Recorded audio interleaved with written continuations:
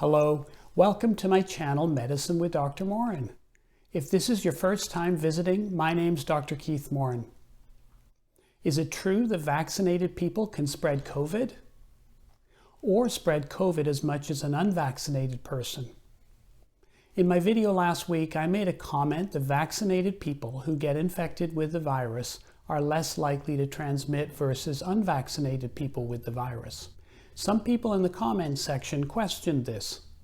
Today I'm going to present the studies to support my comment.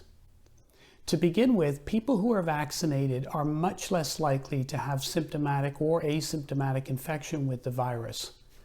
This recent data, which I could have shown from anywhere in the world, but this is California data, shows that unvaccinated people were 7.9 times more likely to get COVID-19 than fully vaccinated people.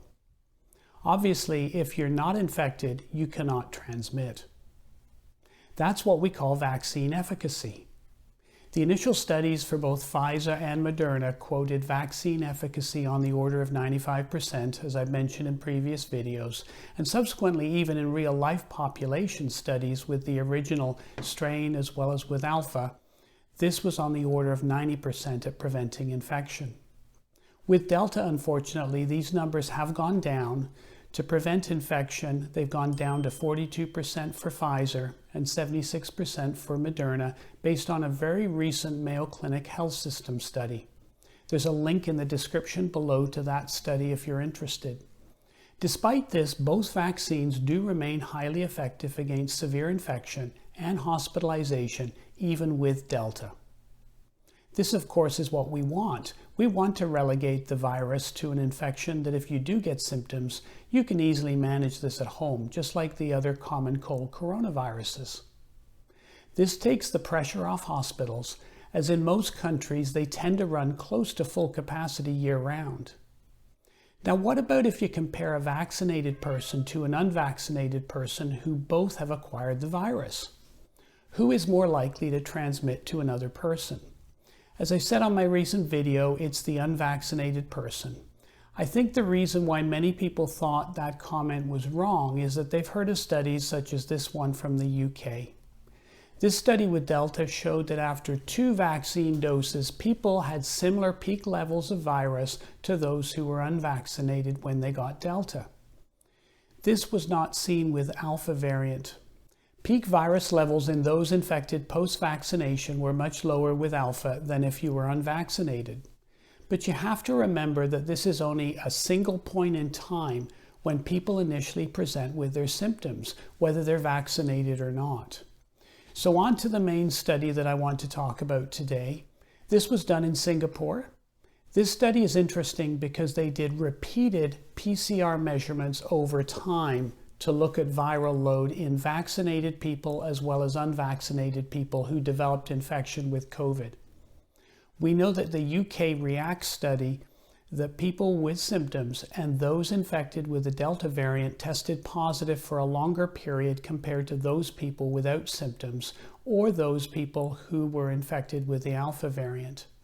Clinically, this would mean that people are likely to be infectious much longer if you're symptomatic as well as if you have the Delta variant as opposed to the Alpha variant and being asymptomatic. This is the Singapore study. This is a preprint that has not yet been peer-reviewed. In their study, they looked at all the adults with a positive SARS-CoV-2 PCR test who were admitted to one of 5 hospitals between April the 1st and June 14th, 2021. At the time, they were admitting all positive cases to the hospital for initial assessment. Now, vaccinations given in Singapore were either Pfizer or Moderna, and they had started December 30th, 2020. They only included people in this particular study who had the Delta strain, which they diagnosed by doing whole genome sequencing. In total, there were 218 Delta infections. 71 were in the fully vaccinated group and 130 in the unvaccinated group. They excluded 17 patients who were partially vaccinated. The average age of the vaccinated group was higher than the unvaccinated group, as you might expect, as at this point in the pandemic they had not gotten to vaccinating some of the younger people. The age of the vaccinated group on average was 56, and the age in the unvaccinated group was 39. Comorbidity index was similar between the two groups, and despite the vaccinated group being much older, they actually fared markedly better with their illness, as you will see. 28% in the vaccinated group were asymptomatic compared to 9% in the unvaccinated group. In their results, they found statistically significantly more fever, cough, shortness of breath, runny nose, and diarrhea in the unvaccinated group. I note that diarrhea can be a symptom when people have a COVID-19 infection, presumably from direct toxic infections to the cells that line the gastrointestinal tract. As you may know, we can test for the virus in stool or fecal samples, but transmission through a fecal-oral route is felt to be quite rare. China has been doing rectal swabs, as you can see from this news report from NBC. This became mandatory for all foreign travelers as the Chinese felt that this improved the sensitivity of picking up the virus over the typical nasopharyngeal swabs, which they were also doing. Also, there was evidence on blood testing of higher values of the inflammatory marker CRP, as well as a liver enzyme marker and a lower white cell count.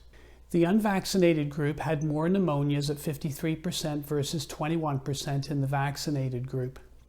As you can see, more people in the unvaccinated group needed oxygen, ICU admission, intubation, and specific therapy for the virus. 2 people in the unvaccinated group died compared to 0 in the vaccinated group. Next, they did repeated PCR testing with a number of amplification cycles that needed to be done to get to a positive test. Now, this is accepted as a surrogate marker of how much viral load you have and how much shedding you have. I do realize that while PCR is our gold standard test, it does have some limitations, but ultimately it's the test that we all have to work with. First of all, ideally, and I've said this in previous videos, the number of amplification cycles on the PCR test should be reported if it's a positive result. Amplification numbers of higher than 40 are suspect because of the low efficiency and should not be reported. Many virologists and other specialists indicate that a more reasonable cutoff should be somewhere in the 30 to 35 range. This has been known for some time. The CDC in the USA had data suggesting that no sample over 33 cycles, in fact, could be cultured, and evidence from other studies certainly go along with numbers in the 30 to 35 range. If you have a lot of virus, then you won't need to amplify it very much on the PCR test in order to get a positive result, which means your amplification or CT number will be quite low, often less than 20. CT stands for cycle threshold, which is the number of cycles that you have to amplify before you reach a threshold where you get a positive result. Now, this is the graph in the study. This is the first data characterizing the impact of vaccination on virologic kinetics by the Delta variant. As you can see from the graph, the peak viral load was similar between the vaccinated and unvaccinated group, just like in the UK study at the beginning. But you can see that the vaccinated group had a much more rapid decline in viral load with time. Thus, they were clearing or getting rid of the virus much faster because of their vaccine-induced immunity. Thus, their time to shed and potentially transmit to other people is much less. A shorter duration of course of infectivity may allow shorter duration of isolation for vaccinated individuals. This study does need to be replicated, but it's highly likely that vaccination does reduce secondary transmission. A CT value of over 30 has been associated with non-infectious samples, meaning that when the value is over 30, the virus generally cannot be grown in culture. So often PCR values of over 30 were simply detecting dead viral particles. About 5% of people, out of interest, still have a positive PCR test even 3 months after their COVID-19 infection, and this is because there can be some dead virus in the nose that can be found and amplified more than 30 times to get up to a positive result. And that's why the amplification or CT number is helpful as opposed to just a positive or negative result. So looking at the graph again, if you've been vaccinated and develop a breakthrough infection, the CT value on average gets to 30 at 8 days, whereas if you're unvaccinated, the CT value comes down to 30 at about 15 days. So it's likely that unvaccinated people are likely to transmit for a longer period of time than vaccinated people. I should mention that other studies have found similar impact of vaccination with other SARS-CoV-2 variants in 2 other studies. Now, there are some limitations to the study. In this study, they only looked at vaccine breakthrough infections, and they did not study vaccinated individuals who had similar exposure but did not develop COVID-19. Now, this means if you're vaccinated and you do have exposure and do acquire some virus, it may be a very small viral load which does not lead to any symptoms, and you quickly fight off the virus quickly and thus don't come to medical attention. They also did not have detailed epidemiological data to study the effect of vaccination on preventing secondary transmission. This next study from the Netherlands that I want to talk about demonstrates very similar findings. This again is a preprint from August 21st, 2021. The study was done in a large population, 24,706 vaccinated healthcare workers, using both PCR as well as viral culture. They looked at 161 healthcare workers who unfortunately had a vaccine breakthrough infection. Delta was identified in 90% of those cases. And what they did was they compared breakthrough infections observationally to unvaccinated healthcare workers with SARS-CoV-2 infections. Their findings in brief were that vaccine breakthrough infections were rare and more frequently asymptomatic, but viral shedding was significantly reduced. Infectious virus by culture was found in 68.6% of breakthrough infections versus 84.9% of unvaccinated healthcare workers with SARS-CoV-2. This graph highlights their results. On the graph, the light blue line are the vaccinated healthcare workers, and the green line are the unvaccinated healthcare workers.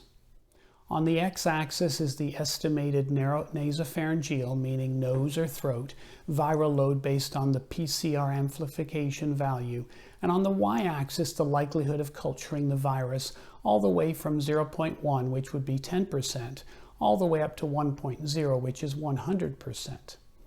The higher the culture positivity, the much more likely the person will successfully infect the next person. So for any given viral load in the nose or throat, the likelihood of a positive culture is much higher if you're unvaccinated versus being vaccinated. What I've tried to present today is what we know at the end of September 2021 about transmission with Delta. This strain has markedly increased transmission, and I think it's clear that everyone, whether you're vaccinated or unvaccinated, are going to come into contact with this virus because it's so transmissible. It's highly likely that this contact is going to lead to boosting of people's immunity without booster vaccinations, in fact. Vaccination will make it much more likely that when you do get infected, you will not have symptoms or severe illness compared to being unvaccinated. If you compare people who are vaccinated and unvaccinated with the virus, while both groups have similar peak viral loads at the beginning of their illness, the vaccinated group clears the virus much faster and their PCR tests will become negative much quicker, in keeping with them being less infectious to other people. We saw this in the Singapore as well as the study from the Netherlands, which I just presented. I appreciate that you watched this video until the bitter end. Thank you for joining me today on Medicine with Dr. Moran. I'm Dr. Keith Moran. Remember, get healthy and stay healthy.